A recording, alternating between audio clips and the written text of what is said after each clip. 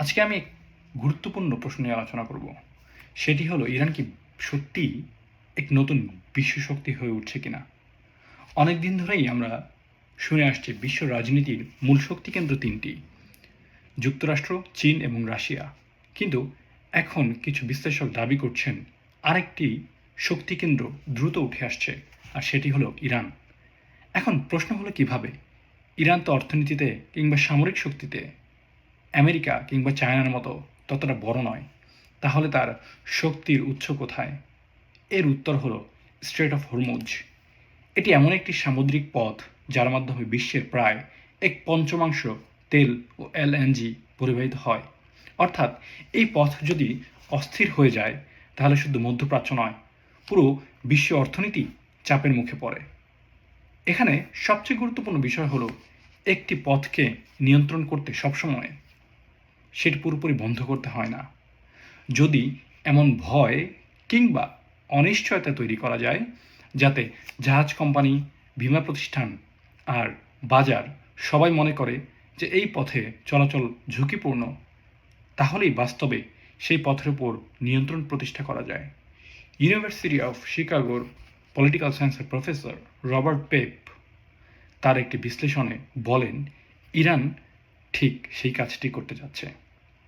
তাদের প্রতিটি জাহাজে হামলা করতে হচ্ছে না, মাঝে মাঝে আঘাত কিংবা হামলা করছে বা হুমকি দিচ্ছে, সেটাই যথেষ্ট।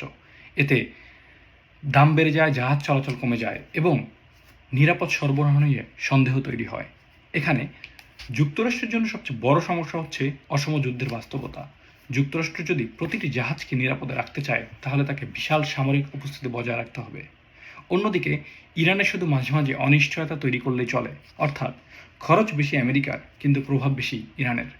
যদি এই অবস্থা দীর্ঘদিন চলে, তাহলে সবচেয়ে বেশি চাপে পড়বে দক্ষিণ এশিয়ার বা এশিয়ার বড় অর্থনীতিগুলো, যেমন ভারত, জাপান, দক্ষিণ কোরিয়া, এমনকি চীনও।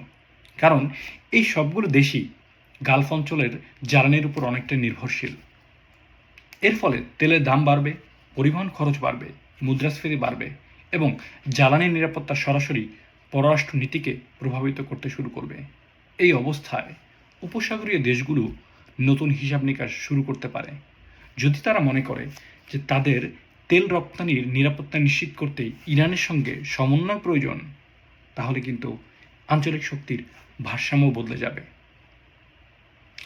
মোট কথায় এটা বলা যায় যে ইরান হয়তো এখনও আমেরিকা, চীন কিংবা রাশিয়ার মতো পূর্ণাঙ্গ সুপার পাওয়ার নয়, কিন্তু যদি একটি দেশ বিশ্ব জ্বালানি প্রবাহে এত বড় প্রভাব ফেলতে পারে, তাহলে তাকে আর শুধু আঞ্চলিক শক্তি বলে ছোট করে দেখার সুযোগ নেই। ধন্যবাদ।